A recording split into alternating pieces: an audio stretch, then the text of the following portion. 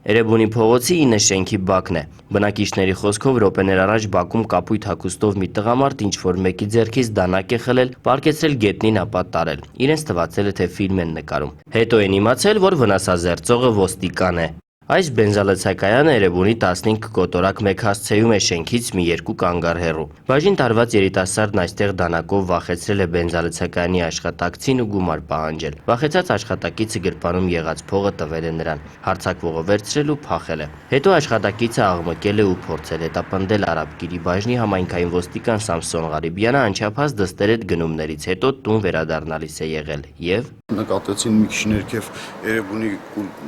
կուլտուրայի պալատի դիմաց վազող մի կարմիր վերնազգեստով երիտասարդը, որը բղավում էր կանգնեք, բռնեք, փողերս տարան, կանգնեք, դեր բնականաբար լսելով նման արտահայտություններ, մեքենան առաջ տեղաշարժեցի եւ մոտավորապես նշված երիտասարդից 20-25 մետր հեռավորության վրա նկատեցի վազող մի երիտասարդի ձեռքին դանակով, որը վազում էր դեպի Էրեբունի Աթոյան խաչմերուկը։ Մեքենան կանգնացել եմ ճանապարհի մեջտեղում եւ ոտքով հետապնդել եմ վազելով մոտ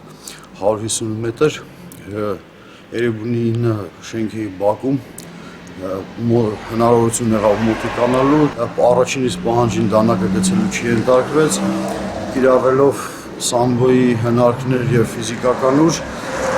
դանակը վերցրել եմ ձեռքից, պառկացրել գետնին։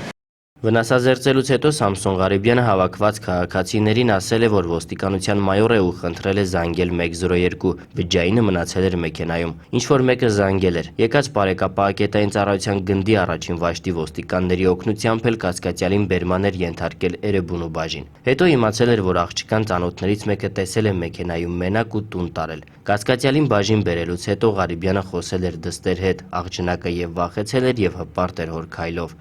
Ավազակային հարձակման մեջ կասկածվող Տիգրան Մխիթարյանն է, 26 տարեկան է, ապրում է Երևանի Արցախի փողոցում, դատապարտված չէ։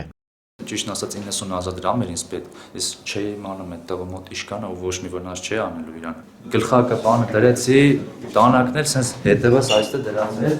մտա ախպեր այդ տղուն վախցրի ախպերս, ասացի փողերը տվեք, ասենք, բան, բայց չասի, ասենք, տենց ինչ-որ գրաժենի տենց բան չասի, ասենք, որ ասենք հաստատեցին վնաս չի տալու, ասենք դանակը որտեղ էիք պահել։ Ասենք չի պահել հենց այդ վզի մոտ, պրոստը այսպես պահել է մոտը, ասենք, բայց հաստատես չի պահի իր վզին, էլի գիտե որ ասենք կարող է վնաս ինչ-որ հասնել։ Ես ուղղակի պահեցի, ես ասի եթե ինչ-որ բան լինի, ասի սենց գիտեք ոնց աստուր է, ասի եթե ինչ-որ ինքը ինձ խփի, վնասազերծի, ասենք ոստիկանությունն էլ բռնի, ասի ինչ է լինում, ալնում է։